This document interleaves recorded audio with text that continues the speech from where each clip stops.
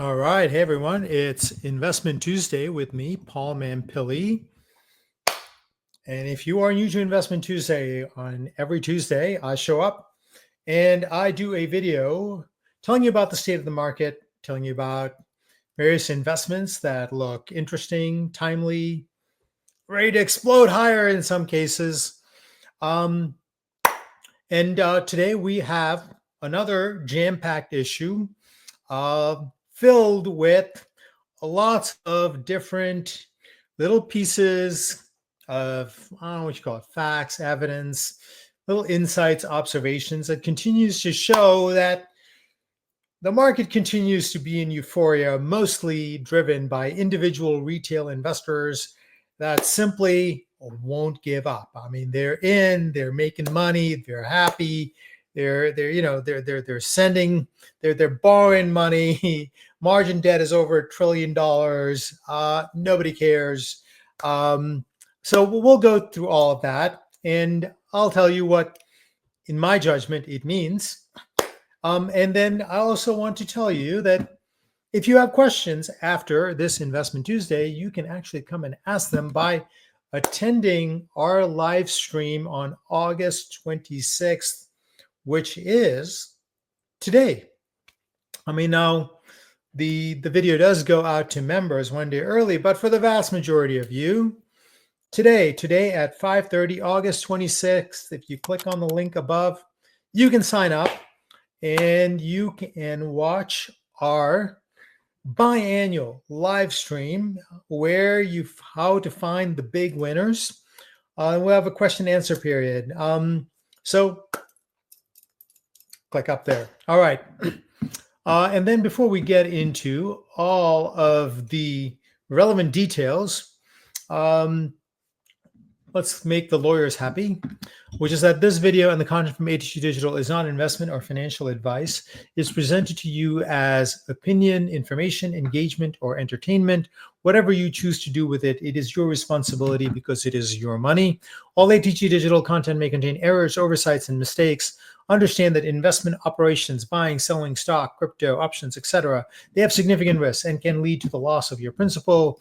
I, the owners, employees, contractors of ATG Digital, we own, trade, transact, the securities that are mentioned in this video and all content from ATG Digital. Next, we do not take money from companies or crypto sponsors, promoters to recommend their stocks or crypto tokens for better and for worse, for gain and for loss. What you're getting is our unique, independent opinion.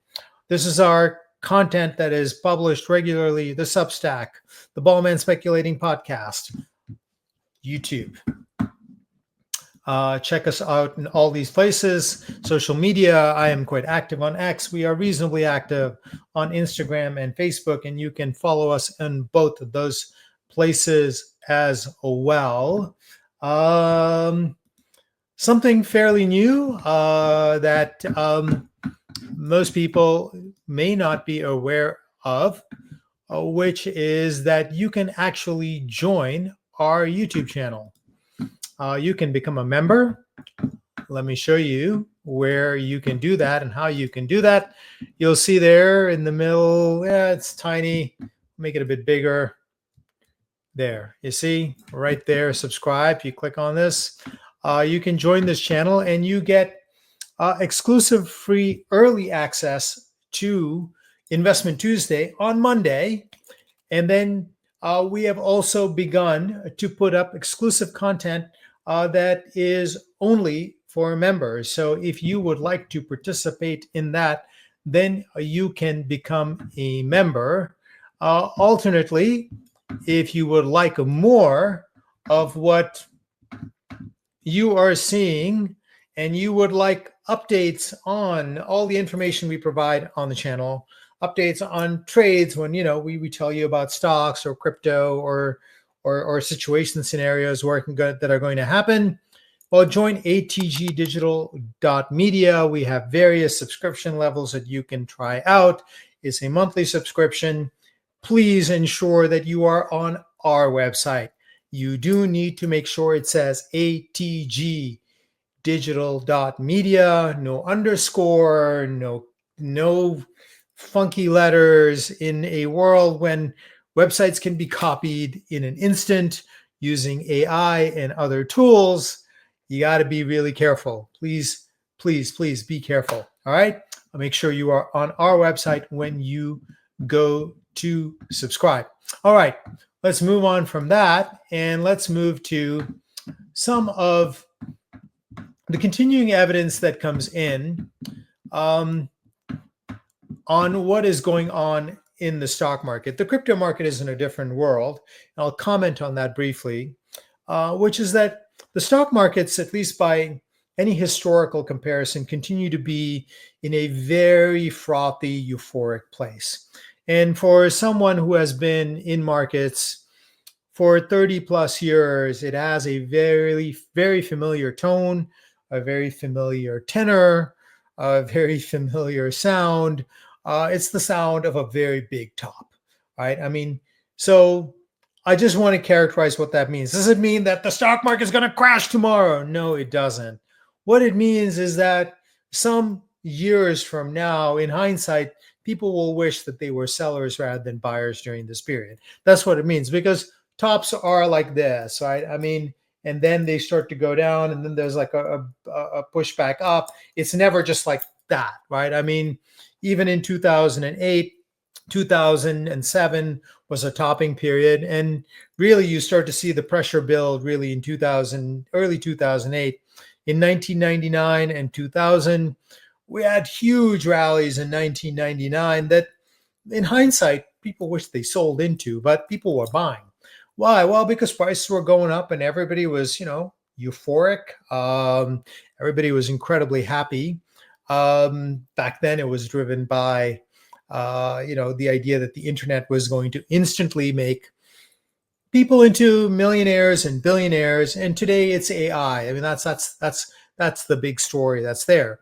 So that's what we continue to see, and everything continues to line up in this way. Valuations line up in this way. Bond spreads line up in this way.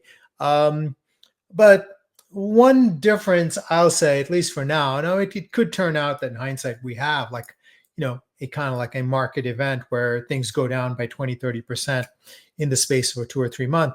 But it does look right now like there's just too much interest. There's just too many buyers. Retail investors are the ones that are driving all of the activity. They're the ones that are euphoric. They're the ones that continue to just, push a lot of money into essentially the same trades. I mean, it's the Nvidias of the world. It's the big tech stocks. It's the hyper speculative, sort of like, essentially publicly traded venture capital. And, hey, I'll put my hands up. Like, we did a lot of that when I was at Banyan Hill. And to some extent, we did that at ATG Digital. But, this is just not a good bet anymore.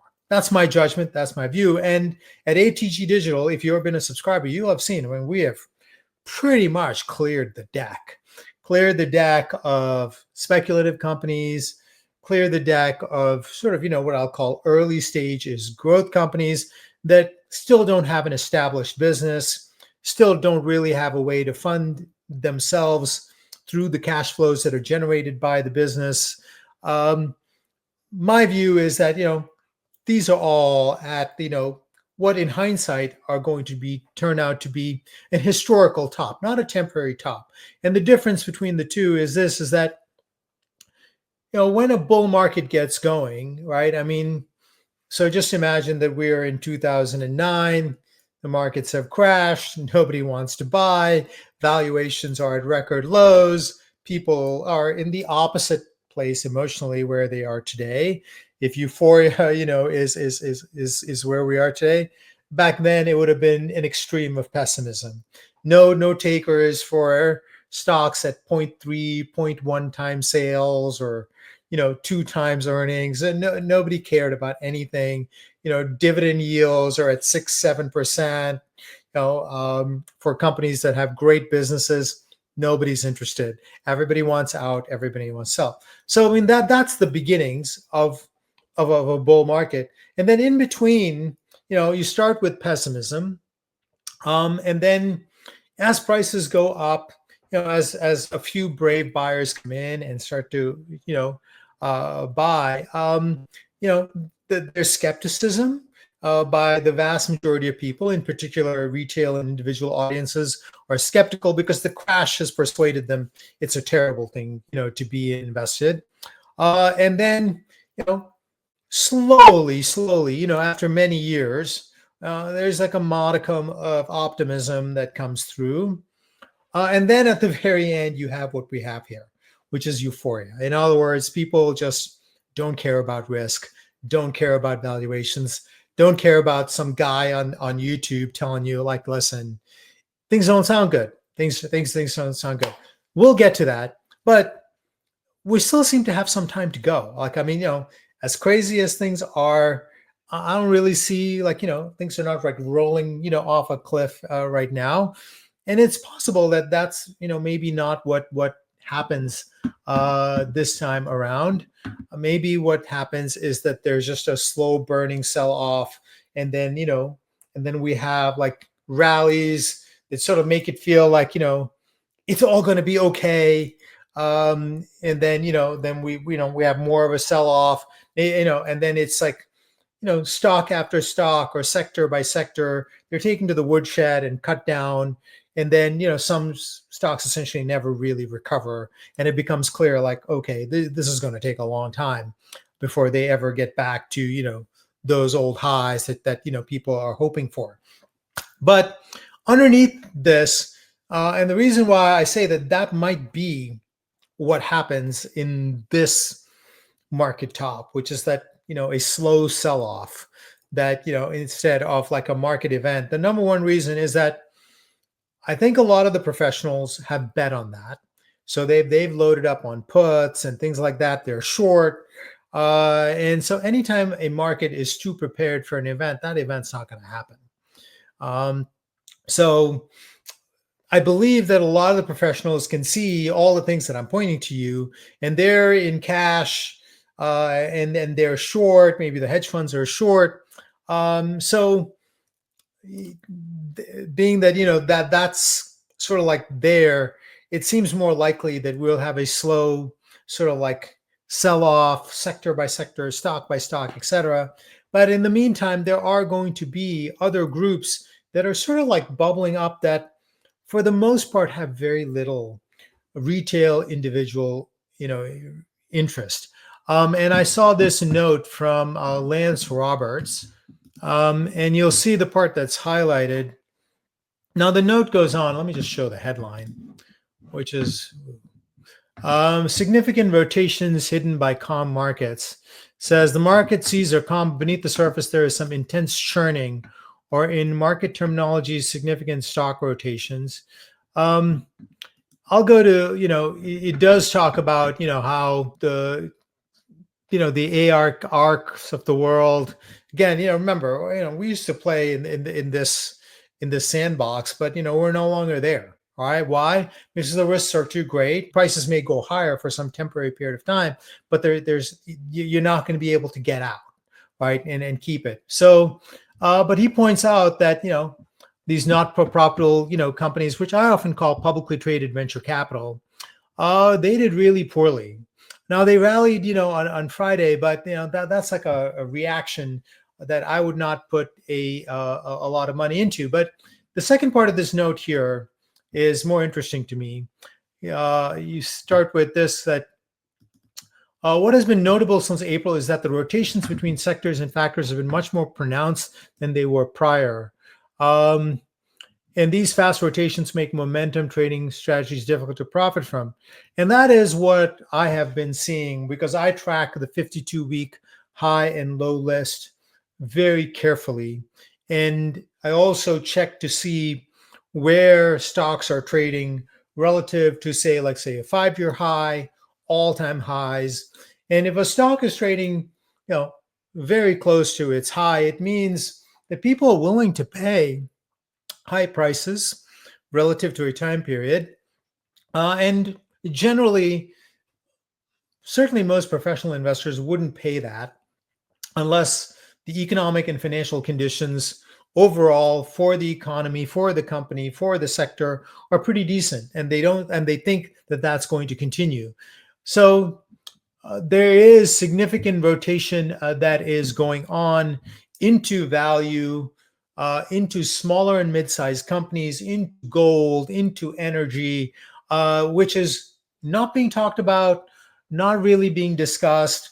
We actually saw this rotation starting to unfold in April after the Liberation Day panic and crash. We saw you could see like, well, what were people willing in a stress scenario? What were they willing to buy? Professional investors, because these are 20, $30 billion companies. They don't have a great AI story or anything like that.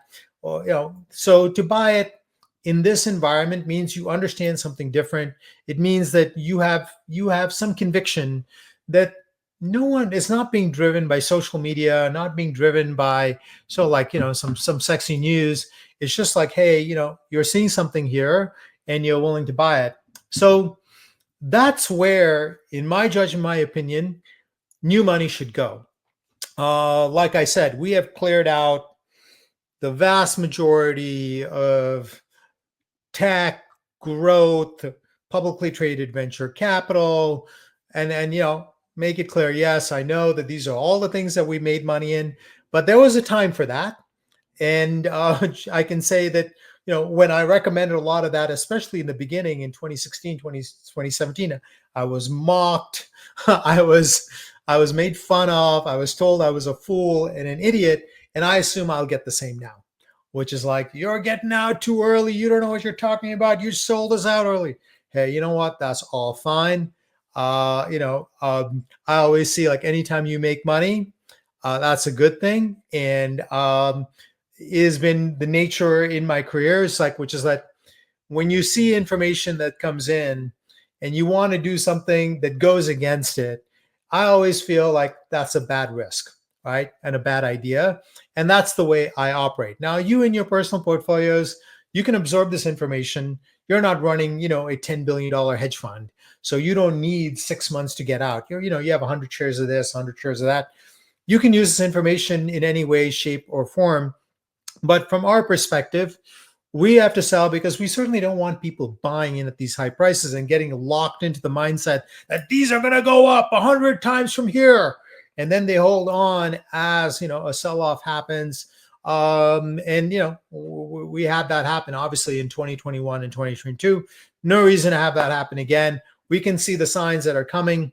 And let's get to some of those. So I've mentioned this one before, which is that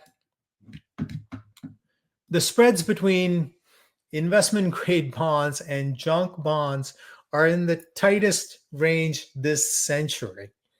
That's a wild thing. So you might be thinking like, well, what does that have to do with anything, Paul? Why should I care? How does this affect me? Right? So a junk bond is something that is very low rated.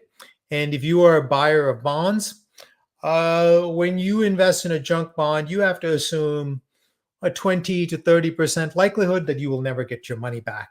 So, of course, when you go to invest in a junk bond, you want very high interest rates to compensate you to offset that risk.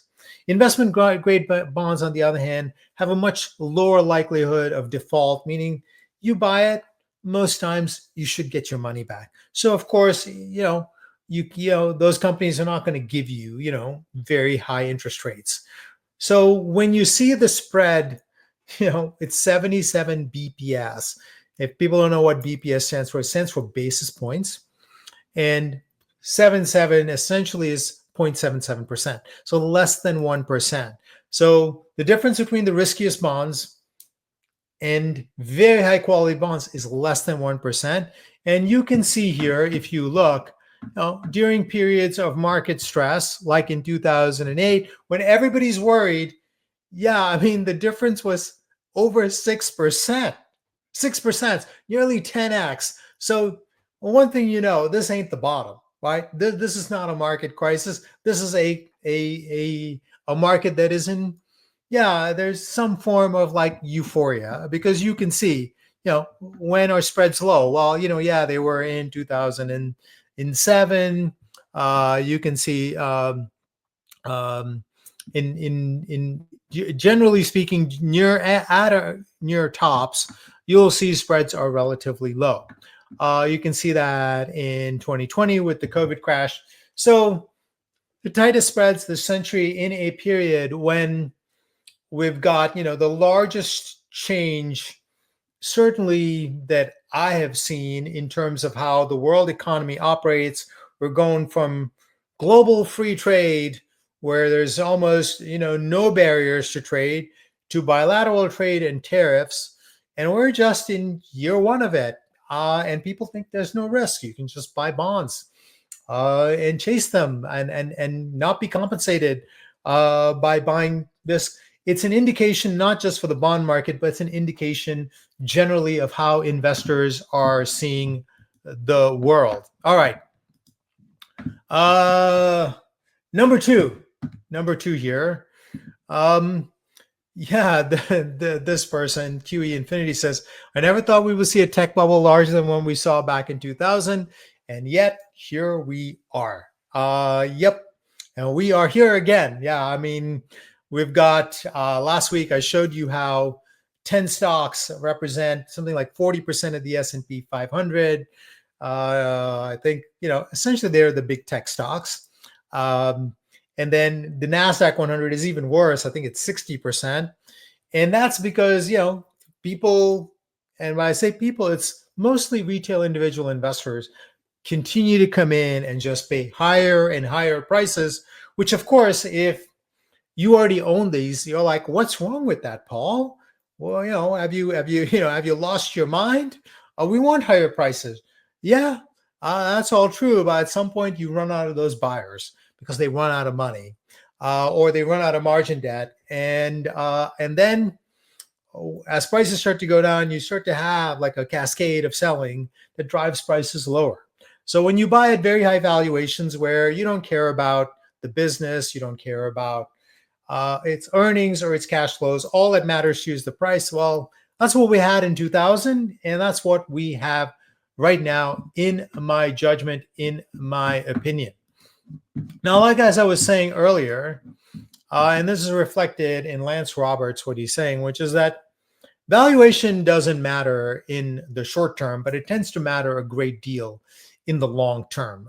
You'll see in that chart, which is that if you were a buyer at the peak in 2000, 1999, 2000, you took a long fall, but it takes a long time to recover. So we're back here now where valuations are even higher than they were. And this is price to book value, which essentially compares a company's market capitalization to the value of its assets. It's a very rough number, and many people say, Paul, this is irrelevant in the world of AI. And people said that during the internet bubble as well. So, everyone can choose to believe whatever they want. I'm going to present to you the information based on my understanding and experience. But nonetheless, as he has a title, it better be different this time. And that's what you take on when you buy things at very high valuations, which is like you're betting that somehow this time is going to be different. And there's always a story. Like in 1999, 2000, it was the internet. Today, it's AI. But I want you to know what's going on. Now I'm going to play a clip of a reporter. I think she's from the Wall Street Journal. And I mentioned earlier that, in 2021, when we had the meme stock trading craze, we had, all these things, Blockbuster stock going up. Blockbuster has not been a company for, I don't know, a decade, maybe more. Essentially, any stock of any kind got a bid and was pushed up. I thought like, well, it's not going to get crazier than that, is it? But the reality is that it has gotten crazier. I know for a fact, I think after Chairman Powell's speech on Friday, Open Door, which at some point I made a video about, but we sold out, a long time ago, didn't participate in anything. So don't want to take credit for any of this, but that stock, suddenly jumped higher and people are cheering and people are happy. And this is normal in a euphoria driven market. And you have to be like, okay, if you participate in this, you have to understand like you're playing a game that, yeah, where certainly you don't want to be fooling yourself that you're buying at the bottom, that you're buying into a real market. These prices are based on euphoria. These prices are very, very high. They're not based on really any kind of economic or financial reality. When investors are rereading 3 times, you found more than a newsletter. You found an edge. Join over 6,000 savvy investors in ATG Digital's free newsletter for daily market and macro insights. But they cited things that I've shown you, which is margin debt is at all-time highs. Then the use of leveraged ETFs is also at an all-time high. Option participation by retail individual investors is at record highs. Yeah, these are all signals to you that there is just not a lot of judgment being used as people go about participating in the markets, that the vast majority of people that are helping set prices, because remember, every time you trade, you set price, are simply not connected to any, real financial or economic logic. However, it can continue as long as they have money. And so, this could go on for a while. Maybe it goes on for a month. Maybe it goes on to end the year. I don't really know. My view is that at some point, these folks do run out of money and or their investments start to go wrong because there is no economic reality underpinning what they own. And then, all this leverage and this debt, it comes to really hurt them. So, all right, let us move on to one more, and then we'll move on, which is that I thought this one was good. And again, you'll see again a repetitive pattern here where the parallels really are coming to the 2000. You'll see .com. Like for those of you who don't remember this period, that was a period when companies would simply add the word .com to their company name, and their stock price would shoot up suddenly. Sounds crazy today, but it's not dissimilar to, people announcing that they're doing something with AI, or to some extent, we have people that announce that, they're going to do some crypto treasury sort of, investment. And what they're really trying to do is just pump up the stock price. And there's people that know that this is a game that's being played, but nobody should pretend that this has anything to do with economic or financial reality. I mean, this activity at some point will end. And if you're left, as people say, holding the bag, then yeah, you're gonna, face losses. So, okay, let's move on last to something that is not on X, which is one of the things that I track on a very regular basis is, where does the participation in the markets? Well, what is participation? So, how many stocks are seeing 52-week highs? What is 52 weeks? Well, it's about 1 year. Well, why that arbitrary period? Because if you're willing to pay, a 52-week high, it often shows conviction. It often shows some understanding that you're like, hey, this company, this sector, this industry, they're going through something, and I can foresee that in the future, they will have higher sales, higher earnings, higher cash flows, and I am willing to buy it now in anticipation of that, right? The market looks forward. And generally in a period, which is a healthy market with, the kind of, we've seen what, the S&P 500 is within record highs. NASDAQ, composite is within record highs. NASDAQ 100 is within record highs. Normally you'd see lots of companies. You'd see, 500-600 companies buy because, well, the economy is in a good place. Those companies are in a good place. Investors, professional investors who manage the vast majority of the world's money, they're like, yeah, that makes economic sense. That makes financial sense. We're going to buy in.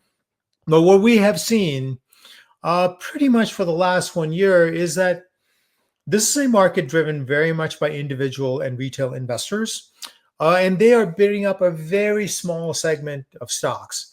Now you'll be seeing, like, that what is this red section here? Well, this is the Liberation Day panic.